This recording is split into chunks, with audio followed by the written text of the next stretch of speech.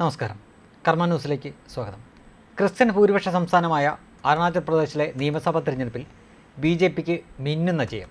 മണിപ്പൂർ മറക്കരുത് എന്ന് പറഞ്ഞ എഡിറ്റോറിയൽ എഴുതാൻ അവിടെ ഒരു ദീപിക പത്രമോ ചാൾസ് ശോഭരാജ് പോലും കാണിക്കാത്ത ധൈര്യത്തിൽ പബ്ലിക്കായി ഇലക്ഷൻ്റെ തലേന്ന് പോലും മണിപ്പൂർ മറക്കരുത് എന്ന് പറയാൻ ഒരു നെറ്റോ പിതാവോ പാപ്ലാനി പിതാവോ ഒരു ആൻഡ്രോസ് പിതാവോ ചാനൽ ഫ്ലോറുകളിൽ ഓടി നടന്ന് എൻ്റെ മണിപ്പൂരെ എന്ന് പറഞ്ഞ് കണ്ണീരൊടുക്കാൻ ജോൺസൺ തേക്കടിയെ പോലെ ഒരു പാസ്റ്ററോ സ്വന്തം വിശുദ്ധ ഗ്രന്ഥം ഡീസലൊഴിച്ച് ഒരു ജിഹാദി സ്വന്തം നാട്ടിൽ കത്തിച്ചപ്പോൾ പോലും അണ്ണാക്കിൽ പഴവുമായിരിക്കുകയും എന്നാൽ മണിപ്പൂരിൻ്റെ പേരിൽ ജപമാല റാലി നടത്താൻ തയ്യാറാവുകയും ചെയ്ത ഇടവക കൂട്ടങ്ങളോ രാഹുൽ ഗാന്ധി മഹാത്മാഗാന്ധിയുടെ കൊച്ചുമകനാണെന്ന് ധരിച്ചു വെച്ചിരിക്കുന്ന കേരളത്തിലെ പോലുള്ള ക്രിസ്ത്യൻ മൊണ്ണകളോ അരുണാചൽ പ്രദേശിൽ ഇല്ലാതെ പോയി. ഫലമോ BJPക്ക് തകർപ്പൻ ജയം. മണിപ്പൂരിനോട് തൊട്ട് ചേർന്ന് കിടക്കുന്ന ഏകദേശം 1/3 ജനസംഖ്യ ക്രിസ്ത്യാനികളുള്ള അരുണാചൽ പ്രദേശിലെ നിയമസഭയിലേക്ക് നടന്ന തെരഞ്ഞെടുപ്പിൽ 2/3 ഭൂരിപക്ഷത്തോടെ BJPക്ക് തുടർ ഭരണം. BJPക്ക് 46 സീറ്റ്, കോൺഗ്രസ് 1 സീറ്റ്, മറ്റുള്ളവർക്ക് 13 സീറ്റ്.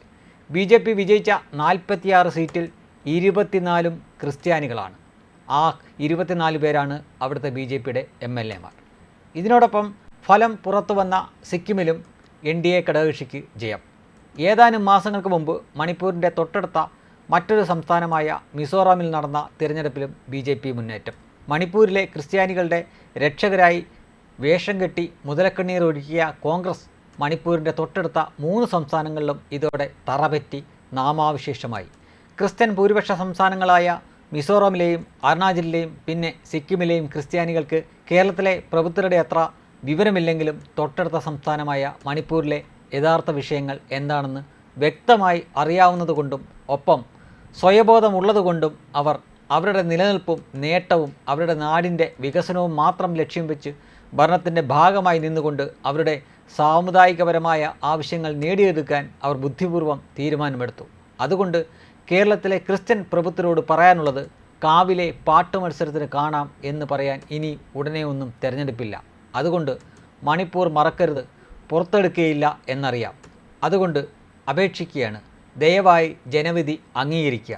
EVMനെതിരെ എഡിറ്റോറിയൽ എഴുതുകയോ EVMനെ കുറ്റം പറയാൻ ബലിപീഠം ഉപയോഗിക്കുകയോ ചെയ്ത് കേരളത്തിലെ ക്രിസ്ത്യാനികളെ ദയവായി വീണ്ടും നാറ്റിക്കരുത്. ഈ പോസ്റ്റ് ഇട്ടിരിക്കുന്നത് കാസയാണ്. കാര്യകാരണ സഹിതം അവർ പോസ്റ്റ് ഇട്ടിട്ടുണ്ട്. ഇവിടെ കിടന്ന് മണിപ്പൂർ കിടന്ന് കരഞ്ഞുകൂവിയവരെല്ലാം മണിപ്പൂരിൻ്റെ തൊട്ടടുത്ത സംസ്ഥാനങ്ങളിലെ തെരഞ്ഞെടുപ്പിൻ്റെ ഫലം എന്തെന്ന് കൂടി നോക്കണം. അതിനുശേഷം മാത്രമേ ഈ കരഞ്ഞു കൂവാവുള്ളൂ. ഒരു കാര്യം കൂടി, EVMA എന്ന് പറഞ്ഞുകൊണ്ട് മണിപ്പൂർ മാറ്റിയിട്ട് അടുത്ത കരച്ചിൽ തുടങ്ങി.